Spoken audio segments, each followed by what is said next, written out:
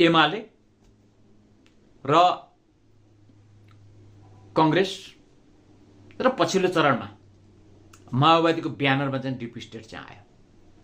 र यो एनजिओलाई ग्रामीण तहसम्म चाहिँ उनीहरूले चाहिँ के भन्दा लगे। जस्तो एमाले मार्फत एनजिओले ग्रामीण तहसम्म लग्यो भने माओवादी हिंसालाई प्रारम्भ गरेर उनीहरूले अगाडि माओको नाममा बन्दुक र पछाडि उनीहरूले चाहिँ के भन्दा चर्च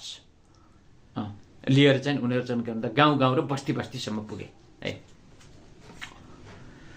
त्यसपछि सन् 1970 को दशकको दौरानमा फेरेरेको दर्शनमा आधारित डब्ल्युसीसीले सीपीसीडी को स्थापना गर्यो र यसको उद्देश्य दक्षिणपन्थी स्रोतबाट पैसा जम्मा गरी वामपन्थी संशोधनवादमा खर्च गर्दै मार्क्सवादको बदनाम गर्ने उद्देश्य थियो र नेपालमा यसको नेतृत्व चाहिँ एमालेले गर्यो। देख्दा कम्युनिस्ट आवरणमा देखिने मार्क्सवादको नाम